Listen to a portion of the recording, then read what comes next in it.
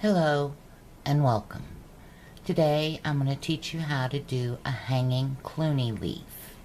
A hanging Cluny leaf is made similar to a Cluny, but it hangs off the edge.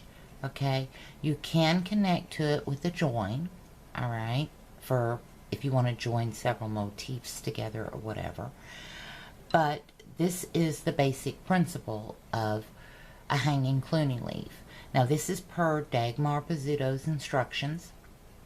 She showed this in class a while back and I'm following her instructions. Now I have tried this using 2 shuttles and it doesn't work. Okay, so the way I'm doing it is currently the only feasible way to accommodate the hanging Cluny leaf. So what you're going to need is a ball of thread. And being it's a leaf, I chose green, okay, for my weaving. Now, also, we have our shuttle with some thread on it. This is a blue thread. We also have a purple length of thread, okay?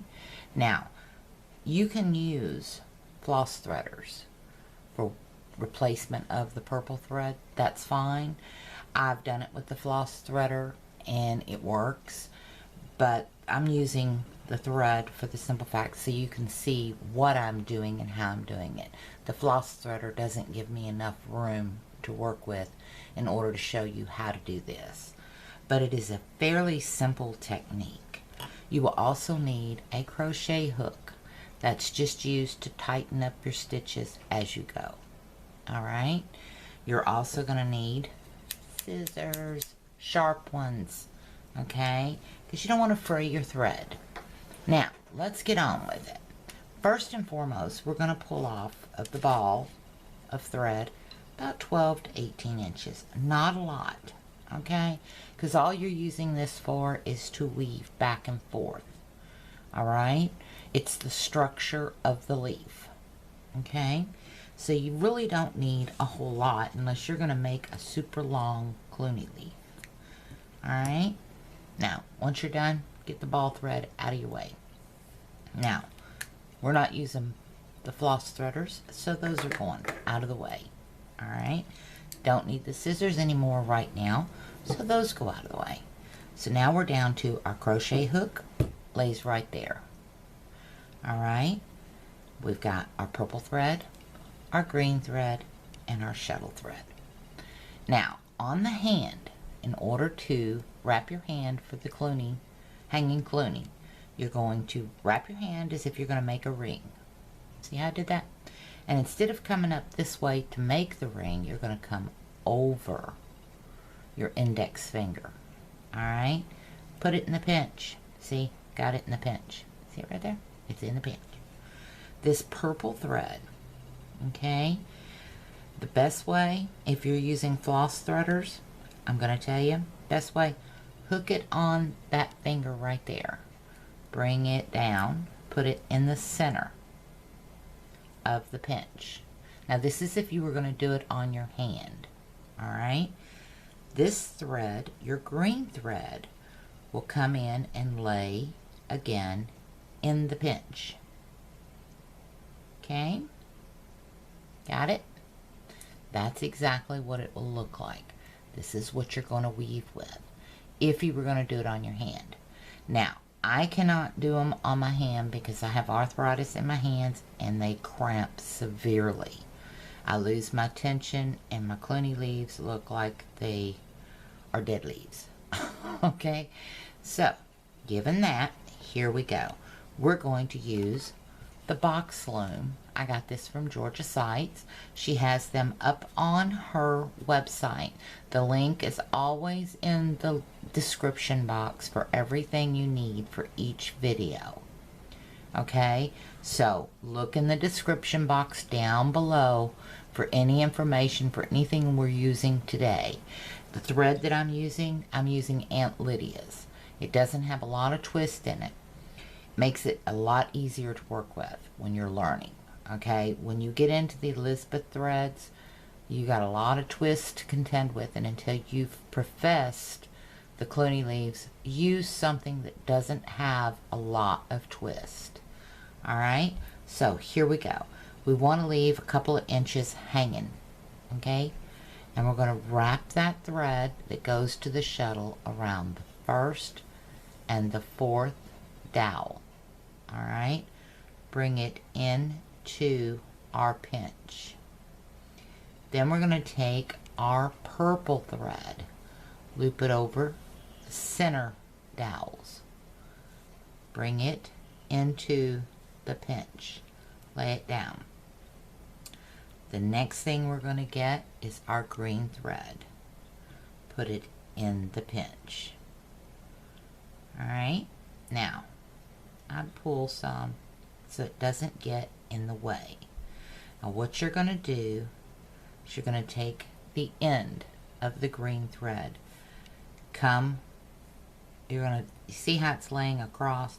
Come under that, just like that. Pull it tight, okay? Go over to the other blue thread and go under it, just like that, and pull it tight. Now once you get those two threads together, pull them together. That is your V. You want that, okay? Now, you're going to go under your purple. Pull it up. Don't loop it on the fingernails. It's supposed to be looped on the thread. Go over this blue one, okay, and come up under the blue one and pull it. Now here is where your crochet hook would come in handy. In some threads it's hard to get it tight, so you'd use that crochet hook just like this and pull your stitches down, okay? But this is demonstration. I'm not going to really worry about tightness and things like that. It's the method that we're discussing, all right? This one we went over the purple, under the blue, okay? Then you're going to come back. Remember, as with all Clunies, you have to make a complete round, all right? And what a round is, you're going to go across this way and back. That's 1. Across this way and back is 2. And whatever your pattern calls for, that is how many times you do the back and forth, okay? So you continue, and as you go, you're going to bring that Cluny wider, okay? If you need to adjust your grip, whatever. Your Cluny's going to get wider, and eventually it's going to come back in together and look like a leaf. So, what I want you to do, work up your hanging Cluny, get to the point where you're ready to close it up, okay? And that's when you meet another point up here. When you meet that point, come back, and the rest of the video is going to show you how to close all this up and complete your Cluny leaf. Alright, so hold on and we'll be right back. Hello and welcome back. Now we have finished our Cluny leaf, as you can see. Now in here you can see that purple thread. No big deal, okay? Because this purple thread's going to go bye-bye. Alright, and the way we're going to do it, we've come out, we've made our complete round. We're underneath of this thread. Okay, ready to go back over. And instead of going back over to the other side, you're going to take that thread, bring it down like that, lock everything in, pull everything tight. Okay, we want that point in. Alright, pull everything tight. Once you get everything tight and in place, take your thread, run it smack dab up through the middle of that purple thread. Let it down. Okay? Don't have to mess with it. Move your loop and stuff out of the way. What you're going to do is remove the purple thread. Down below here on the back side, you're going to grab those two purple threads and you're going to pull. If this was your floss threader, that's the same thing you would do with your floss threader. When you feel it, get inside the Cluny. give it a tug. Okay, now here is where it can get fiddly. All right, our green thread, move it out of the way. Now what we want to do is remove this blue thread off completely. Put our green thread right here in the center. We want to hold that loop steady. We're going to grab our shuttle. We're going to start closing this blue thread. Okay, my advice, all right, is this. Let me tighten things up so that you can see what I'm doing here. All right, you'll see. Let me pull some slack out. All right, now we've got our blue thread. It's loose. Loop it around our finger. Otherwise, it's going to twist and pull that blue thread. Okay, pull it gently. You're not in a race. You just want to get it down there where it belongs to lock everything in. Now, here comes the fun part. What you're going to do, you see we're not completely closed on that Cluny. So what we're going to do is grab this green thread.